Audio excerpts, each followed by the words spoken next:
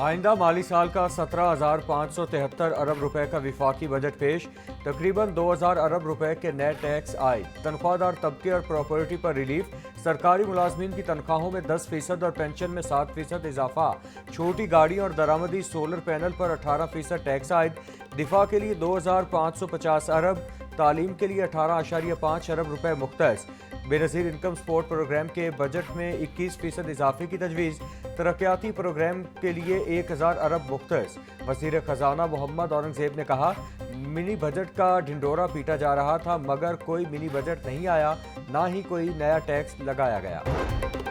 وفاقی وزیر خزانہ کی بجٹ تقریر کے دوران اپوزیشن کا شور شرابہ، اپوزیشن لیڈر نے بات کرنے کی اجازت مانگی، مطالبہ پورا نہ ہونے پر احتجاج شروع کر دیا۔ ایوان میں شور شرابے کے ساتھ ڈیسک بجائے اور نعرے لگاتے رہے، اپوزیشن اراکین نے ایجنڈا کی کاپیاں بھی پھاڑ دیں۔ تمام صورتحال میں مسلم لیگ نون کے اراکین نے وزیر اعظم کے گرد حصار بنائے رکھا۔ تنخواہ دار طبقے پر عائد ٹیکسز کی شرح میں کمی کرنے کا اعلان، 6 لاکھ سے 12 لاکھ روپے سالانہ تنخواہ پر 2.5% کرنے کی تجویز، 22 لاکھ روپے تک تنخواہ لینے والے افراد پر ٹیکس کی شرح 15 کی بجائے 11% کر دی گئی ہے، 22 سے 32 لاکھ تنخواہ لینے والے افراد پر ٹیکس کی شرح 25% سے کم کر کے 23% کرنے کی تجویز ہے۔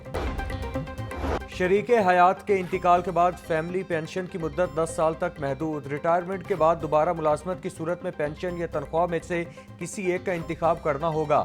وفاقی وزیر خزانہ نے بجٹ تقریر میں بتایا کہ پینشن اسکیم میں تبدیلیاں سے سرکاری خزانے پر بوجھ بڑھا، پینشن اسکیم کو درست کرنے اور سرکاری خزانے پر بوجھ کو کم کرنے کے لیے حکومت نے اصلاحات کی ہیں۔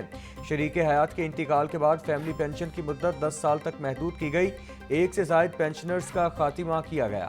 وفاقی بجٹ میں ریئل اسٹیٹ سیکٹر کے لیے بڑا ریلیف، جائیداد کی خریداری پر ود ہولڈنگ ٹیکس کی شرح میں کمی، ود ہولڈنگ ٹیکس 4% سے کم کر کے 2.5% کر دیا، کمرشل جائیدادوں، پلاٹوں اور گھروں کے ٹرانسفر پر عائد فیڈرل ایکسائز ڈیوٹی ختم، وفاقی حکومت کا مارگیج فائنینسنگ کو فروغ دینے کا بھی فیصلہ۔ اب آن لائن کاروبار کرنے والے بھی ٹیکس دیں گے، حکومت کا ای کامرس کاروبار کو ٹیکس نیٹ میں لانے کا فیصلہ، وہ افراد یا کمپنیاں جو آن لائن پلیٹ فارمز کے ذریعے اشیاء یا خدمات فروخت کرتے ہیں اب ان پر بھی ٹیکس لاگو ہوگا۔ آن لائن پلیٹ فارم سے خریداری پر 18% ٹیکس لگے گا، ای کامرس کاروباری افراد کو اپنی ماہانہ ٹرانزیکشنز کا مکمل ڈیٹا اور ٹیکس رپورٹ متعلقہ اداروں کو جمع کروانا ہوگی۔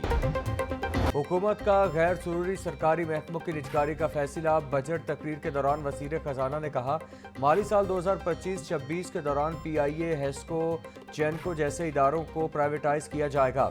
وزیر اعظم سمجھتے ہیں کہ پرائیویٹ شعبے کو ملک کو لیڈ کرنا چاہیے، ہم نجکاری کو سرمایہ منڈیوں کو وسعت دینے کا ذریعہ سمجھتے ہیں، سرکاری اثاثوں کو اسٹاک مارکیٹ میں شامل کیا جائے تاکہ شفافیت بڑھے۔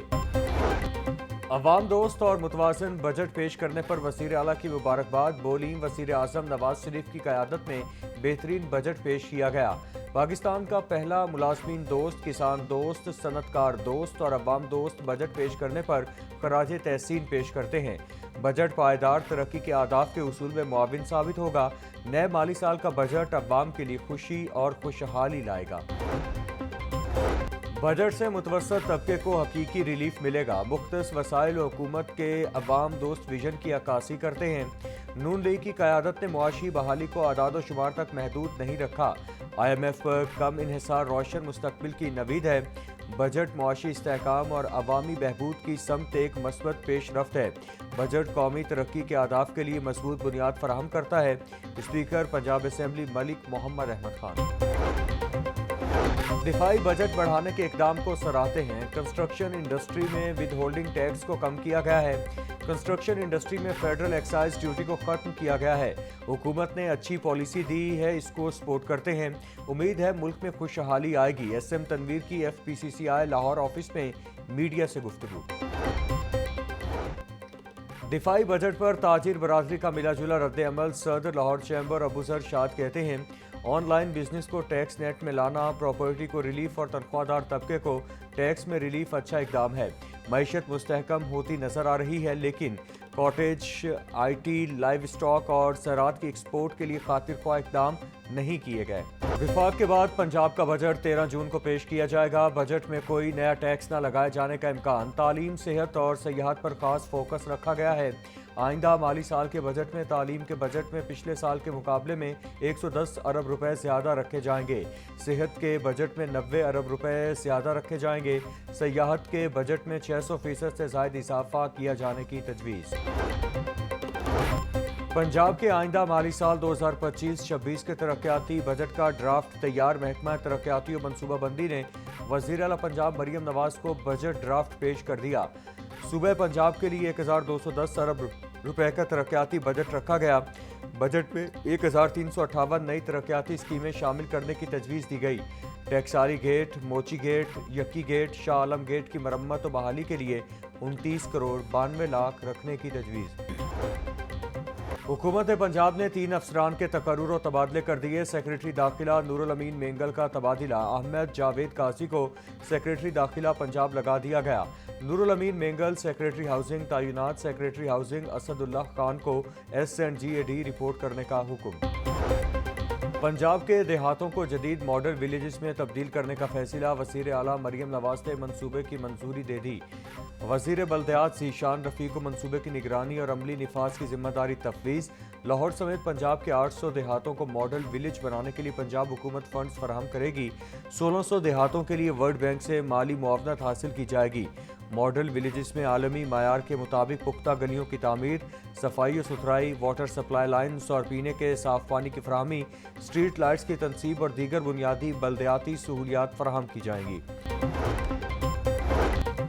وزیر اعلیٰ مریم نواز سے امریکی ناظم الامور اور امریکی کونسل جنرل لاہور کی ملاقات۔ پاک امریکہ دیرینہ تعلقات کو مزید مستحکم بنانے اور باہمی دلچسپی کے شعبوں میں تعاون بڑھانے پر تفصیلی تبادلہ خیال۔ وزیر اعلیٰ مریم نواز نے حالیہ پاک بھارت کشیدگی میں امریکہ کے تعمیری کردار اور جنگ بندی میں تعاون کو سراہا۔ نولکھا چرچ میں بین المذاہب ہم آہنگی کے فروغ کے لیے عید ملن پارٹی۔ وزیر اقلیتی امور رمیش سنگھ اروڑہ، علماء اور مذہبی رہنماؤں کی شرکت۔ مقررین کا مذہبی رواداری، ہم آہنگی اور باہمی احترام کی ضرورت پر زور۔ وزیر اقلیتی امور رمیش سنگھ اروڑہ بولے، عید ملن پارٹی اتحاد، یگانگت اور مذہبی ہم آہنگی کی خوبصورت مثال ہے۔ حکومت کی ترجیحات میں بین المذاہب ہم آہنگی سر فہرست ہے۔ مسیحی کمیونٹی کی تعلیم و مرمت میں، تعلیم و صحت میں خدمات قابل فخر ہیں۔ سکھ کمیونٹی کے لیے پورا پاکستان میزبانی کا انتظار کر رہا ہے۔ پنجاب کے سرکاری کالجز میں سولر سسٹم کے لیے 3 ارب روپے رکھنے کی تجویز۔ District and session courts, high courts میں سولر منتقلی کے لیے 3 ارب 4 کروڑ روپے تجویز۔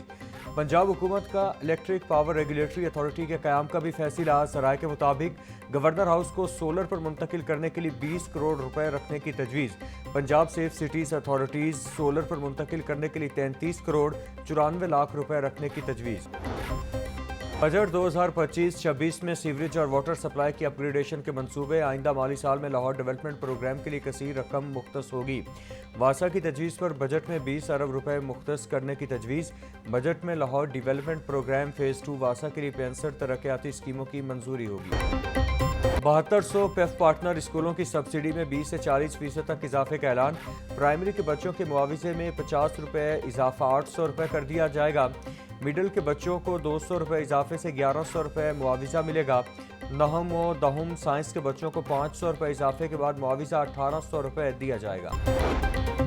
Chairman higher education commission Punjab کو سرچ کمیٹی سے نکال دیا گیا۔ محکمہ ہائر ایجوکیشن نے نئی کمیٹی تشکیل دے دی، جس میں 3 بیوروکریٹس اور 1 ماہر تعلیم کو شامل کیا گیا۔ ہائر ایجوکیشن نے بابا گرو نانک یونیورسٹی کے وائس چانسلر کی تلاش کے لیے سرچ کمیٹی بنائی۔ میٹرک کے سالانہ امتحانات کے نتائج کا اعلان جون میں متوقع۔ جون کے آخری یا جولائی کے پہلے ہفتے میں نتائج کا اعلان کیا جائے گا۔ پنجاب بورڈز کمیٹی چیئرمین کا اجلاس 13 جون کو طلب کر لیا گیا۔